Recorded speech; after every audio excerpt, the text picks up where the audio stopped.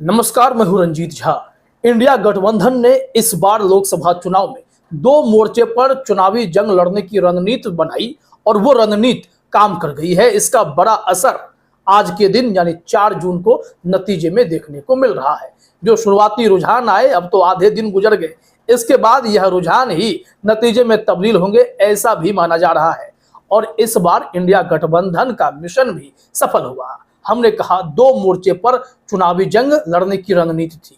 पहला मोर्चा था बीजेपी से सीधे सीधे मुकाबला करना और दूसरा जो मोर्चा था वो चुनाव आयोग को हर एक कसौटी पर कसे रहना, चुनाव आयोग की नकेल कसे रहना। फिर चाहे इसके लिए स्ट्रांग रूम की निगरानी करनी हो या फिर ईवीएम में आ रहे हर आशंकाओं को लेकर चुनाव आयोग को रणनीतिक तौर पर घेरना हो, या फिर सुप्रीम कोर्ट तक ही क्यों ना जाना पड़े, या फिर विपक्ष के बड़े बड़े नेताओं का डेलीगेशन चुनाव आयोग से क्यों ना मिले। ये सारी चीजें हुई हैं, लेकिन इस बीच अब देखिए कि उसका असर भी है। जब नतीजे आ रहे हैं तो अब यहां से आपको लगेगा कि चीजें बैलेंस हैं, कहीं भी कोई भी गुंजाइश नहीं दी गई। किसी भी टेक्निकलिटीज से बचने के लिए विपक्ष ने पूरी तैयारी की थी। और अब इसका असर यह है कि एक और जहां लोकसभा चुनाव में नतीजे विपक्ष को काफी मजबूत बना रहे हैं, इस स्थिति में ला रहे हैं कि वो संपर्क की सियासत से सत्ता तक पहुंचने की कोशिश करे, अलग अलग दलों को फिर से जोड़ने की कोशिश करे। लेकिन दूसरी तरफ हिमाचल में जो ऑपरेशन लोटस चलाया गया था, वो ऑपरेशन लोटस अब बेकार हो गया है, वो फेल हो गया है। आपको याद होगा कि हिमाचल में जब राज्यसभा के चुनाव हो रहे थे, अभिषेक मनु सिंघवी उम्मीदवार के तौर पर कांग्रेस की तरफ से खड़े थे। इसके बावजूद कांग्रेस के ही विधायकों ने बीजेपी से संपर्क कर बागी होना मुनासिब समझा। उसके बाद विधानसभा स्पीकर ने इन तमाम विधायकों को पार्टी से भी निकाला, साथ ही साथ उन्हें बर्खास्त भी कर दिया, उनकी सदस्यता भी चली गई। विधानसभा स्पीकर ने इसके लिए एक नोटिफिकेशन भी जारी कर दिया।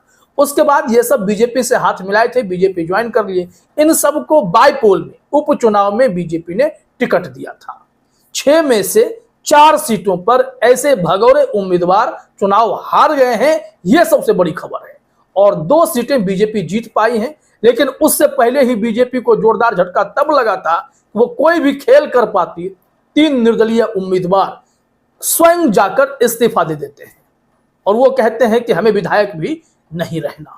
इसके बाद अब हिमाचल प्रदेश में कांग्रेस ने बीजेपी के ऑपरेशन लोटस को न सिर्फ फेल किया है, बल्कि अपने आप को इतनी मजबूत स्थिति में लाकर खड़ा कर दिया है कि चाहकर भी बीजेपी अब इन्हें तोड़ नहीं सकती है। हालांकि जो वहां की परंपरा है उसके मुताबिक अगर देखा जाए तो हिमाचल प्रदेश में इस वक्त लोकसभा चुनाव में थोड़े से असमंजस की स्थिति दिखाई पड़ी। 4 सीटों पर जो नतीजे आए हैं वो बीजेपी के पक्ष में तो जरूर है, लेकिन कांग्रेस पर भरोसा वहां की जनता का है। स्थानीय जनता जो राज्य स्तर पर कांग्रेस को पसंद कर रही है, यह माइंडसेट एकदम से क्लियर हो गया है। यहां हम आपको वो आंकड़े दिखाते हैं। हमने तो पहले इलेक्शन कमीशन के डेटा उठाए, इसमें तब तक लीडिंग के ही बारे में जानकारी दी गई थी। इससे हम सीट की जानकारी ले लेते हैं, लेकिन इसमें से जो लीड कर रहे हैं वही जीत गए हैं।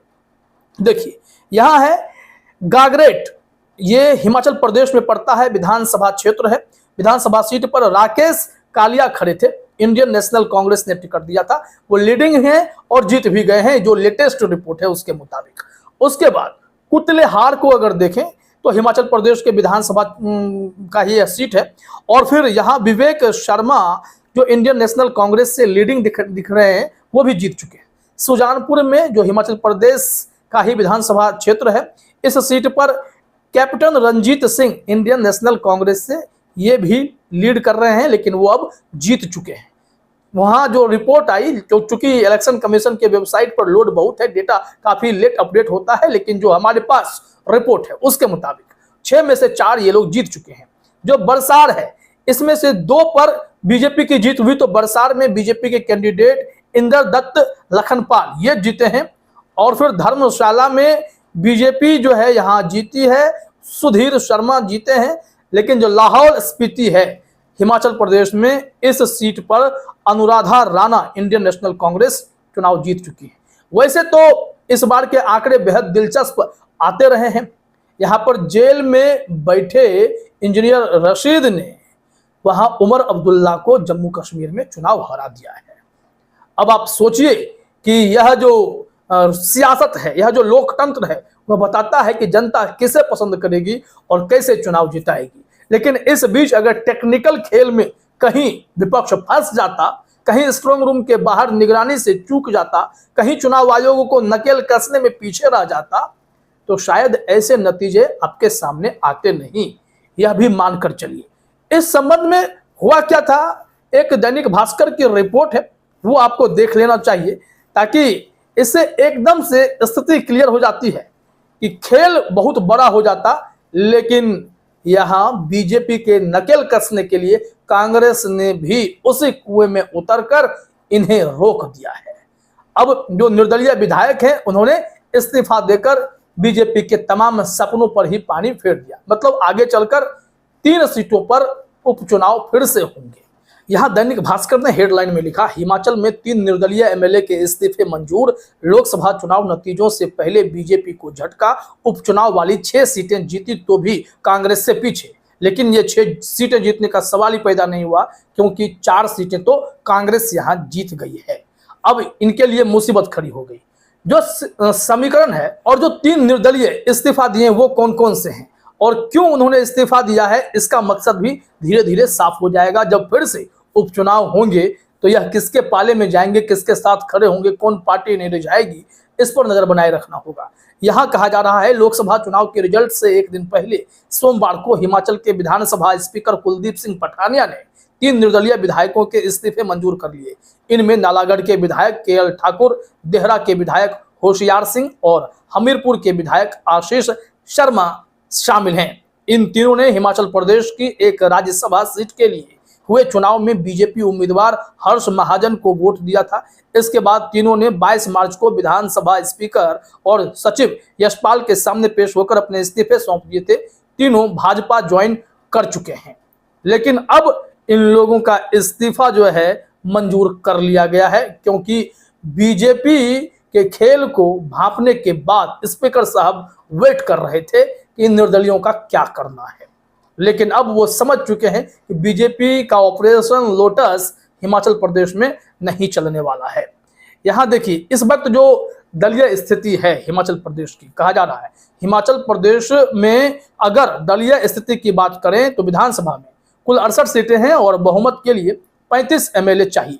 कांग्रेस के 6 और अब 3 निर्दलीय एमएलए के इस्तीफा होने के बाद कुल विधायकों की संख्या 59 रह गई और बहुमत का आंकड़ा 30 हो गया। राज्य में कांग्रेस के पास इस समय 34 और भाजपा के पास 25 विधायक हैं। लेकिन जब आज 6 सीटों पर हुए उपचुनाव के नतीजे आए तो इसमें आप 4 जोड़ दीजिए, यह 38 आंकड़ा हो जाता है कांग्रेस का, और फिर जो भाजपा के 25 हैं, ये 2 बढ़कर 27 हो जाएंगे।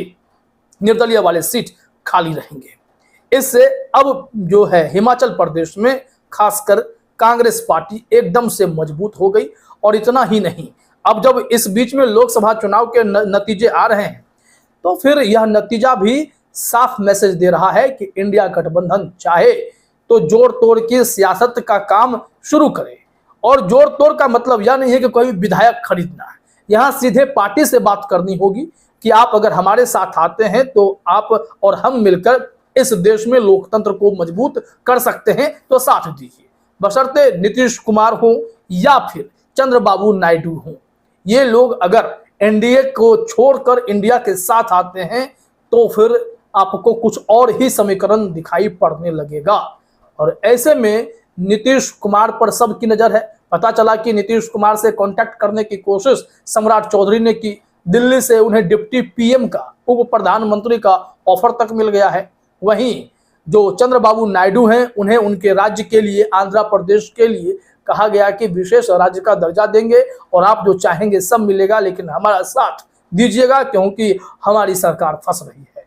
नरेंद्र मोदी और अमित शाह दोनों ने खुद ही फोन किया है, यह भी बड़ी रिपोर्ट है। इसके बाद यह आंकड़ा साफ है कि बीजेपी अब ऑपरेशन लोटस के बारे में इस 2024 से 2029 के सत्र में सोच भी नहीं सकती है, क्योंकि अगर सोचेगी तो विपक्ष इतना मजबूत है कि यह सब प्लान धरा का धरा रह जाएगा। तो देखिए नतीजे क्या आते हैं, शाम तक में क्लियर होंगे। हम बीच में लाइव आकर आपके साथ जुड़ेंगे और चर्चा करेंगे। फिलहाल इस वीडियो में इतना ही। आप सभी का हमसे जुड़ने के लिए बहुत बहुत धन्यवाद।